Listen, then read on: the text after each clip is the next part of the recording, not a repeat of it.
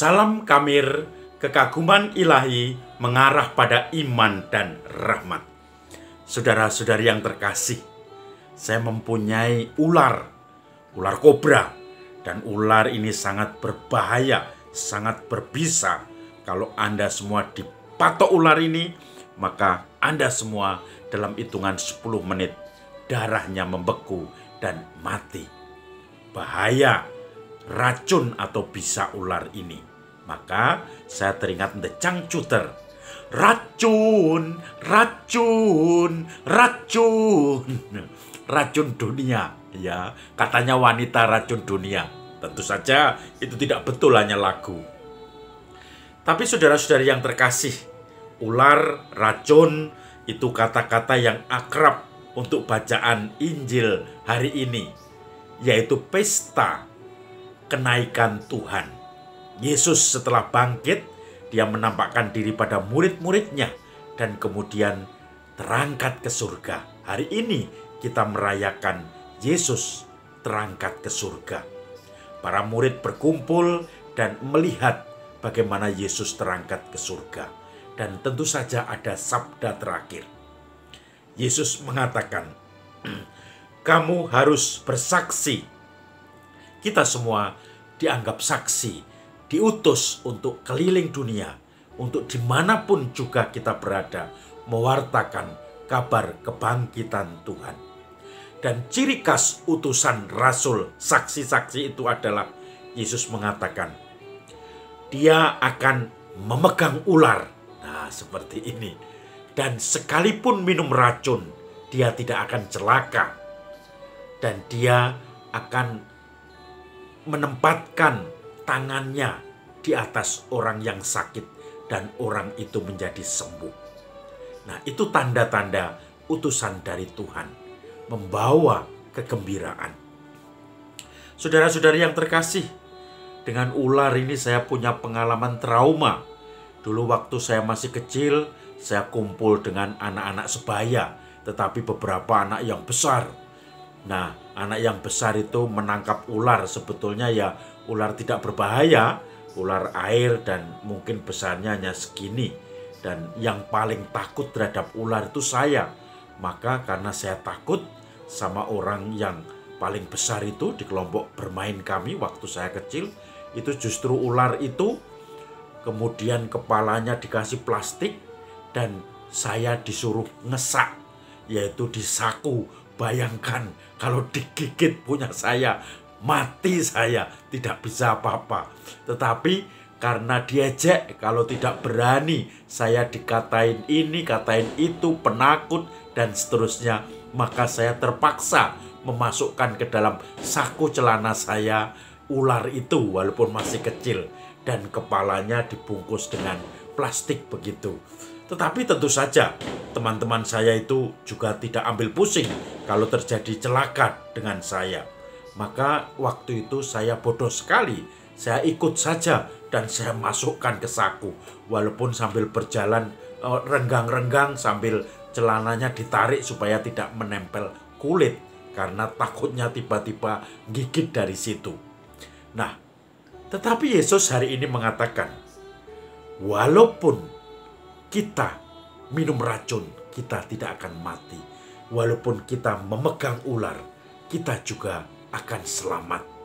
Dan kita pun akan membawa kesembuhan untuk yang sakit. Kita menumpangkan tangan kita di atas orang sakit dan menjadi sembuh. Saudara-saudari yang terkasih, saya teringat ketika saya tahun sekitar 2000 pasca referendum di Timor Leste untuk merdeka dari Indonesia. Dan kita tahu hasilnya, mereka merdeka. Dan orang-orang yang kepingin supaya mereka tidak merdeka, masih bersatu dengan Indonesia, tentu sakit hati karena kalah.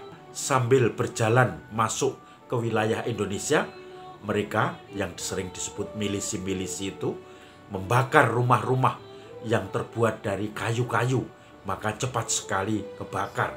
Mereka merusak fasilitas sambil berjalan dan memaksa orang-orang untuk mengungsi masuk ke wilayah Indonesia. Karena perbatasannya Timor Leste dengan Indonesia hanya sungai. Maka ketika melewati jembatan, nyebrang sungai, sudah masuk ke wilayah Indonesia. Maka banyak terjadi gelombang pengungsian orang-orang Timor Leste di Atambua, di Betun, di Kupang, dan sekitarnya. Mereka semua tergantung rombongan itu ikut apa. Kalau ikut kapal seperti dari daerah timur, bagian timur yaitu Los Palos, mereka kemudian naik perahu, mendarat di Kupang, naik kapal, dan kemudian mereka mengungsi di Kupang.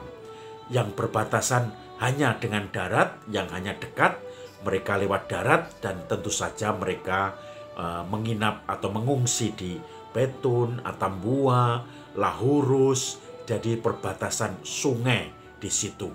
Maka ada dua pintu perbatasan, yaitu Metamau, yaitu Betun dan Suai, ke arah Suai, dan perbatasan Atapupu masuk ke kota Dili. Dan waktu itu ujung Maliana, di situ ada satu perbatasan namanya Batu Gade, dan di situ mereka biasa diperiksa.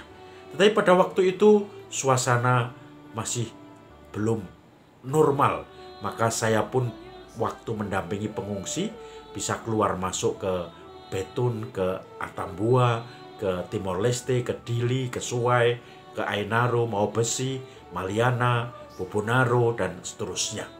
Saudara-saudari yang terkasih, waktu itu tanpa membawa paspor. Nah, tugas kami ketika saya di Jesuit Refugee Service, JRS, yang posnya saya sendiri di Betun, tugas kami adalah membantu UNHCR untuk repatriasi. Karena banyak pengungsi-pengungsi yang belum pulang. Mereka ingin pulang tetapi tidak tahu suasananya di sana. Maka tugas kami yang utama pada awal-awalnya adalah menjadi Pak Pos. Ketika kita mengumumkan kalau kita di Betun mau masuk ke Timor Leste, kita mengumumkan kepada para pengungsi, kalau mereka mau menulis surat silahkan, kami kasih kertas, ballpoint, amplop, nanti kami akan menyampaikan ke Timor Leste, ke Suai, Maubesi, Ainaro, Salele, dan seterusnya, dan Pohorem, dan mereka mulai menulis. Kurang lebih kami mohon supaya kalau mereka kepingin pulang, mereka bertanya apakah bisa kami pulang. Maka saudara-saudara mereka yang masih tinggal di Timor Leste akan menjawab. Kami kemudian keliling membagi surat itu, sekaligus kami minta alamat tujuan ini untuk membalas surat. Kami tunggu, kami kasih kertas, amplop, dan ballpoint untuk menulis balasan. Apakah pengungsi-pengungsi yang di wilayah Indonesia bisa pulang? Tidak bahaya kalau pulang. Maka mereka keluarga-keluarga dekat memberi yang sejujurnya informasi itu. Dan kemudian kami sering berhari-hari ke Timor Leste. Tapi di suatu daerah kadang-kadang waktu itu di Maubesi itu suasananya mungkin masih sensitif. Dalam kondisi di mana masih situasinya sensitif, anti Indonesia pada waktu itu, karena tentu saja mereka mempunyai luka yang dalam selama bersama dengan Indonesia, maka mereka ketika mendengar bahasa Indonesia, tentu saja mereka marah. Mereka seakan-akan curiga dan kemudian langsung emosi. Nah, di lain waktu saya tahu bahwa mereka itu seperti itu. Maka kemudian ketika ada orang mengajak saya ngomong-ngomong, itu lain hari, kemudian saya bingung. Kalau saya jawab pasti dia tahu, karena saya nggak bisa bahasa Tetun waktu itu, dan saya hanya bisa bahasa Indonesia. Maka kalau saya jawab bahasa Indonesia mungkin akan menimbulkan kemarahan. Maka tiba-tiba ada ide, seperti Roh Kudus yang mengantarkan saya ide itu. Saya langsung pura-pura bisu. Saya hanya ngomong bahasa isyarat.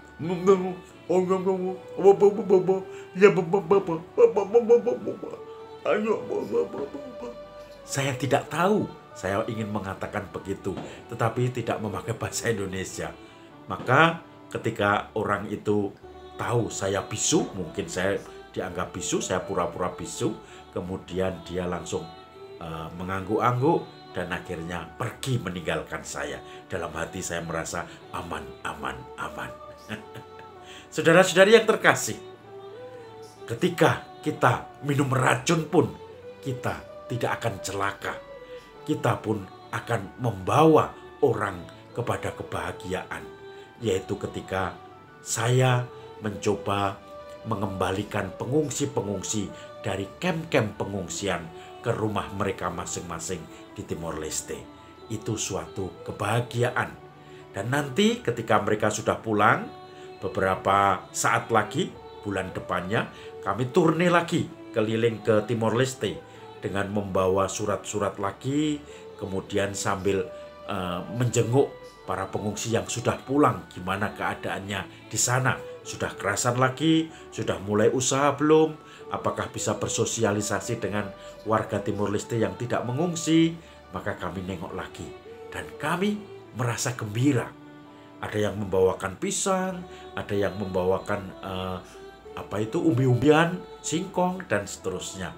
Dan itu menjadi kebahagiaan bagi kami. Maka saudara-saudari yang terkasih, itu yang saya maksud, bahwa kita diutus oleh Tuhan dimanapun kita berada, apapun posisi kita. Dan ketika kita diutus, ada kesulitan, ada tantangan. Tetapi kalau kita yakin Tuhan akan janji Tuhan, maka Tuhan pun akan melindungi kita. Ketika ada orang yang masih sensitif dengan bahasa Indonesia, tiba-tiba saya punya ide untuk pura-pura bisu supaya saya tidak ketahuan bahwa saya ngomong bahasa Indonesia, dan kemudian saya bisa diselamatkan. Sekalipun minum racun, tidak akan celaka, dan saya akan memegang ular dan tidak berbahaya karena lindungan Tuhan sendiri. Dan ternyata ketika saya menumpangkan tangan, maka orang-orang itu pun akan sembuh. Para pengungsi merasakan puas, aman, damai, kembali tinggal di rumahnya. Mungkin rumahnya dulu sudah rusak atau dirusak, rumah dulu sudah ambruk, tetapi sudah mulai bangun lagi, mulai menanam kedelai lagi, mulai bertani lagi pada waktu itu. Dan ini yang membuat saya merasakan kegembiraan, yaitu menumpangkan tangan dan orang itu menjadi sembuh, menjadi bahagia, menjadi damai bersama Tuhan. Maka saudara-saudari yang terkasih, salam Kamir, kekaguman ilahi mengarah pada iman dan rahmat.